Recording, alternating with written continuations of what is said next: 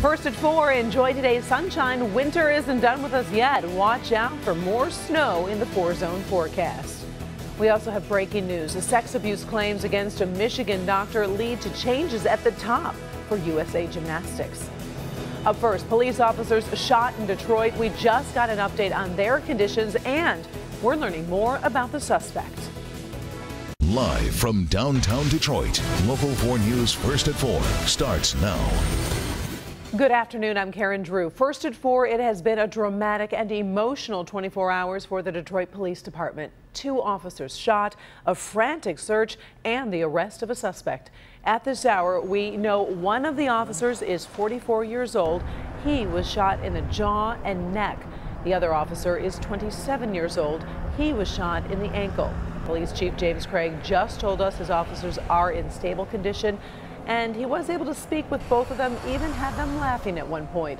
While police have arrested a suspect, this is a very active investigation, so let's bring in Defender Kevin Dietz. He leads our coverage with what we're learning about the man in custody. Kevin. Yeah, Karen, so much has gone on since last night when that call first came out, officers down. Police chief saying one of those police officers probably would have died if it wasn't for his bulletproof vest. As for that suspect, Raymond Durham, a 60-year-old Detroit man, the chief is saying that after he allegedly shot those 2 officers last night, he reloaded his gun, laid in wait in deep weeds, hoping to get another shot at other officers. We saw the police cars racing to help fellow officers. Today, dispatch audio was released. Tillman and Ash, 2 down, 2 officers down. And it's going to be 1 block west of Jeffries. You can hear police as they track down the person who shot the 2 officers. Can somebody give me a description of a perp or anything out there? Got a black male tan jacket right now. Every second counting. The status is unknown. We do know that they have been hit. Get in the cars right now. We're getting to the hospital. We now know police were investigating drug trafficking in the area and stopped to question 60-year-old Raymond Durham. When they came across this suspect, he was walking in the roadway, clearly agitated for some apparent reason. There was an exchange with the officers. They got out to investigate further, and that's when it turned bad. When the dust cleared, the 2 officers were recovering in a local hospital. The suspect was found hiding in the weeds with a gun reloaded from the first shooting. He was laying down, and he still was armed with the weapon. So he had no intent to discard the weapon. He was ready, in my judgment, to engage the officers a second time. Durham's family says he is mentally ill and homeless, but not violent. He has no violent criminal history, but was arrested in 1990 on a series of break-ins. Police are testing the .38 caliber handgun they found at the scene, expecting to connect it to the shootings of the 2 officers. And right now at this hour, Durham has not been charged with a crime. Police are allowed to hold him for up to 48 hours without charging him. They say they want to let more evidence come in before they send their report over to the prosecutor for formal charging decision. Now, coming up today at 5, Karen, we're going to do a deep dive into Durham's background. And then at 6 o'clock, a story you've been looking at, the murder of Officer Colin Rose, that Wayne State police officer. Police here are looking at a possible connection into that murder, and we will bring that to you coming up at 6 o'clock. Karen? All right, thank you very much. Kevin Dietz reporting live this afternoon. We're also hearing from the suspect's niece, who says the mental illness her uncle suffers from is schizophrenia, and she had no idea he had a gun. I didn't even know he had a gun. You know, this is my first time hearing, he had a gun on him. But he has family that love him, but he just, but Raymond's the type, he like to be on his own. See, she also said she didn't know her uncle was to be violent, and he's even good with children at family parties. As Kevin mentioned, our team coverage continues at 5. We'll learn more about who these officers are. At 6, we'll take a look at the neighborhood where they were working. Why is there so much police activity going on in that particular section? And all of our stories are posted at clickondetroit.com. Developing in Warren, a fugitive is shot and killed in a shootout involving U.S. Marshals. It happened around 1 p.m. near Martin and Hoover Roads outside of Buscemi's store. We're told a fugitive task force involving U.S. Marshals were tracking the man who was wanted for criminal sexual conduct. A shootout erupted when they tried taking the man into custody. He was rushed to the hospital where he later died. No officers were hurt. Breaking news, the president of USA Gymnastics has resigned amid criticism of his handling of sex abuse allegations. His resignation comes in the midst of a sexual assault scandal involving former USA Gymnastics doctor Larry Nassar. The former Michigan State University doctor has been charged with nearly 24 counts of criminal sexual assault here in Michigan. Today, 20 more women also joined a federal lawsuit against Nassar and Michigan State University. We'll have a live report with the new developments ahead on Local 4 News at 5. In today's first forecast, you could call it the calm before another storm. Andrew Humphrey is in for Ben Bailey this afternoon. So what is the latest? Well, Karen, you're exactly right. We have some snow for tomorrow, but not as heavy as what we experienced earlier this week. Right now, we've got chilly conditions out there, beautiful sunshine, enough where we're now at 41 degrees while we're in the 30s elsewhere. Look how gorgeous it looks at downtown Detroit. As we look there, we're looking at blue skies overhead, 41 over at Metro, but it feels like it's closer to around freezing, so you still want to bundle up for your afternoon, evening plans. You can see we have a line of clouds, even some showers off to our west that are steadily moving in this direction. Now, this evening, even late tonight, all those plans are safe. This snow does not arrive here until tomorrow morning. Basically, the tail end of tomorrow morning's commute, around 8 o'clock in the morning, 9 o'clock in the morning for our west zone and also for our south zone, Lenawee and Washtenaw County first.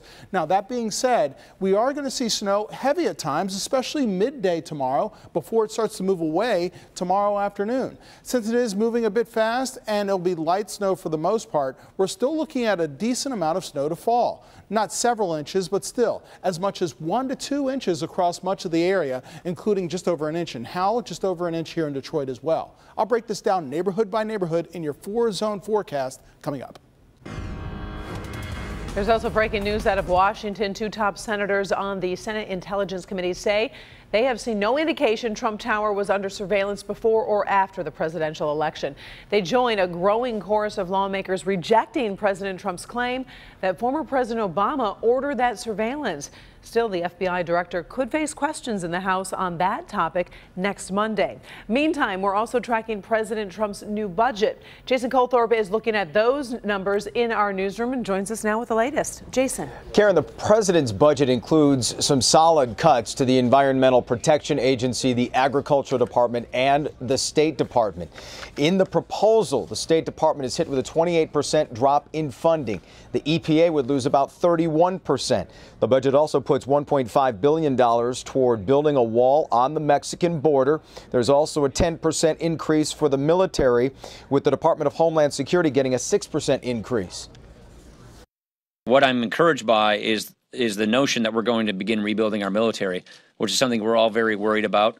The hollowing out of our military. It's something that we believe in fixing. I think it shows an over-reliance on the military and an underappreciation of the power and the effectiveness of diplomacy. Now, here in Michigan, the cuts to the EPA would eliminate all funding for the Great Lakes Restoration Initiative. That program was established in 2009 and receives about $300 million a year. Congress also voted last year to authorize the program for 5 more years. So, Karen, ultimately, Congress has the final say over the budget and what money goes where. So this could be a long process. Definitely could be. All right. Thank you very much, Jason. In the past 24 hours, 2 federal judges have blocked President Trump's new travel ban. This morning, a federal judge in Maryland blocked the ban, saying President Trump's own statements about banning Muslims from the U.S. make it hard to believe the executive action isn't a Muslim ban. A judge in Hawaii also blocked the order from taking effect last night. President Trump is vowing to appeal all the way to the Supreme Court if necessary. Take a look at these beautiful, beautiful photos and just gorgeous smiles. The children were part of a project hoping to find something many kids take for granted: parents. Our Paula Tutman spotlighted the Adoption Awareness Program last summer, and today she finds too many children are still looking for someone with an open door and an open heart. Family and a sense of family are so critical. On this planet, to have a family means for so many of us that we have roots, we have emotional tethers. But when you are 17, about to turn 18, and you have no sense of family, you can go adrift.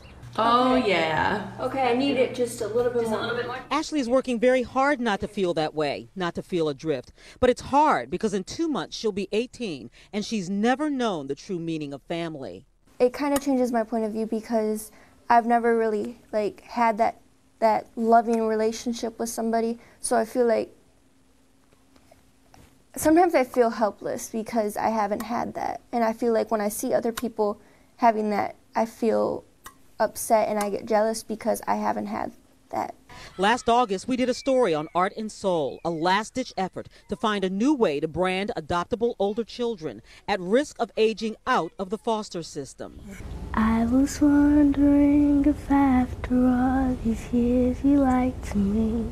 Destiny was adopted. Eddie got calls from across the country and has found his forever home. Ashley did not. She's given up looking for parents who might love her, and she is painfully aware of what that means. The child will get like this feeling inside when they hear when they have that family, like that one family that is always there for you. Who are they going to lean on when they get a car and their car breaks down? Who are they going to go visit during Christmas? Who are they going to spend their holidays with? Her social worker is her guardian angel on earth. And when I was given Ashley's case, and the minute I met her, I said, this girl's going to go places. And her hopes are that the 21 new faces coming into the Art and Soul program will find families of their own, and she won't get too old to find out what that means for herself one day. Right now in Michigan, there are 300 foster children waiting for adoption. And they're not all little babies. A lot of them are older children, many of them ready to age out of the system. And so Art and Soul and adoption agencies all over the state are so hopeful that people out there will see that every child is a work of art and deserves a family. Paula Tutman, Local 4. All right, thank you, Paula. It is not unusual to get frustrated at a fast food restaurant once in a while, but one customer went over the top and is caught on video. Police are looking for her this afternoon. Also ahead, a possible seatbelt hazard in nearly 1 million cars. We'll tell you what could go wrong, putting drivers at risk. A first snow day tragedy, how a 10-year-old boy lost his life playing outside in the snow. News from across America is straight ahead. Revelations coming up all new on Local 4 News at 5 and 6. Shelby Township dispatchers can handle every call that comes in. Car accidents, fires, medical emergencies. But sometimes there are ones that are just a little bit different. Oh, I caught the baby. The baby. All right. The baby's out? Yeah. The story of one dispatcher and one father delivering a baby that ended up being delivered on a kitchen floor. All right, thank you, Nick. First at 4, we're also on top of stories making headlines across America this afternoon. Let's start in New York, where that big snow led to a horrible accident involving a 10-year-old boy. Deputies say the boy was digging a tunnel near his home near Buffalo, and then the tunnel collapsed, trapping him. The boy was rushed to the hospital, but did not make it. There's no word on how long he was trapped. Deputies call his death an accident. A problem with seatbelts has Hyundai recalling nearly 1 million cars in the United States. The company says the front seat belts could detach during a crash and fail to protect passengers. We're talking about the Sonata sedans from 2011 through 2014 and the Sonata Hybrid from 2011 through 2015. Hyundai is reporting 1 injury connected to the problem. Car owners will be notified about repairs starting next month. Well, just in time for St. Patrick's Day, we're talking about a little bit of snow, which is kind of interesting. That's right. Well, Mother Nature is still proving us that it's still winter, even though spring does start next Monday. And don't worry, we have some higher temperatures on the way, especially for this weekend. Out there right now, a lot of sunshine putting smiles on faces, too, at this hour. We've got 41 degrees, chilly out there, and a bit breezy with a wind of 13 miles per hour. Makes it feel like it's closer to freezing, so these are temps we should dress for the rest of the afternoon and later on tonight. But it does remain dry all the way through the overnight hours. We do have some snow on the way, but not until around 8, 9 o'clock tomorrow morning and during the middle part of the day. Slippery conditions and then turning into a wintry mix in the afternoon by around 2, 3 o'clock and afterward. Right now we've got temperatures in the 30s in your neighborhood. We're looking at 35 degrees in K-Pac and Emmett, so chillier conditions outside the city. 37 for our friends in Ann Arbor, 39 for our friends down toward Monroe. And dry conditions all over southeast Michigan with some beautiful sunshine. But notice, just on our doorstep, yeah, we got some clouds and some shower activity. Far to the west, it still has some real estate to cover, but it is headed in this direction.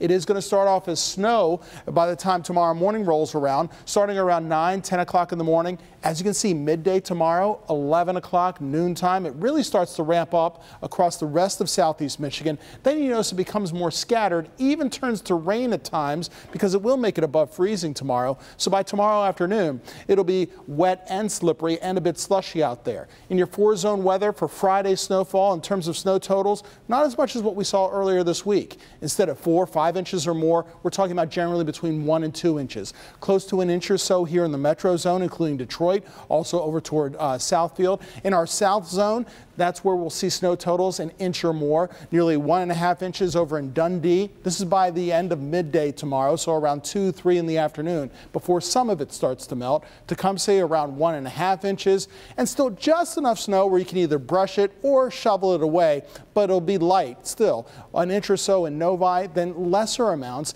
in northwestern portions of Oakland County in our west zone. In our north zone, you'll be on the lighter end of the deal, generally less than an inch north of Hall Road, from Macomb Township up through Yale and certainly into the Thumb. So to recap, snow is not arriving tonight. If you have any dinner plans, any late night plans on this Thursday, you're just fine. Dry conditions, but it does get colder. Make sure you grab those winter coats. Temperatures do fall into the 20s overnight. Tomorrow, snow starts to arrive middle, second half of tomorrow morning's rush hour.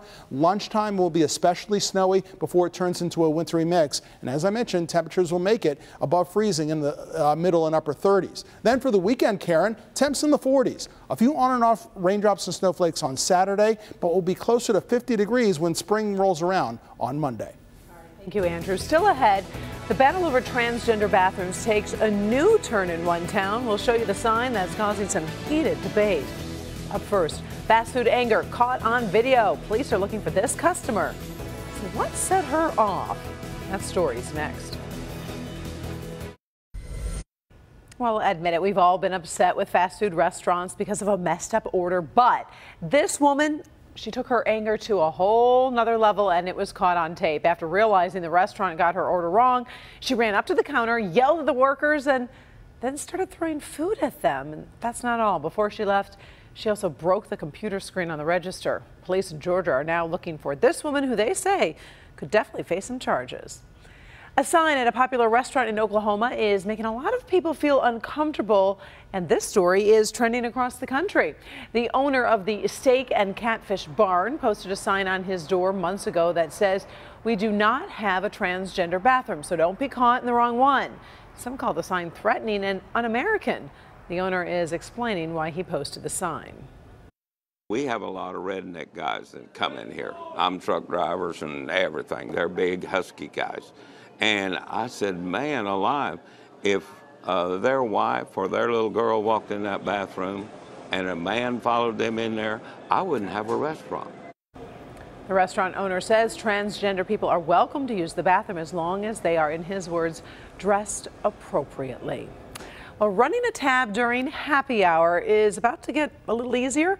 MasterCard is planning to upgrade its mobile payment services so you can open, manage, and close your tab at participating bars and taverns. You've never had to give your card to the bartender again, which can be kind of scary at times. So just pay for your drinks with your phone. The upgrade should be available this summer. Still had guaranteed prom dates, how one school makes sure no one has to stay home alone on prom night. Getting our girls to rethink what it means to do something like a girl.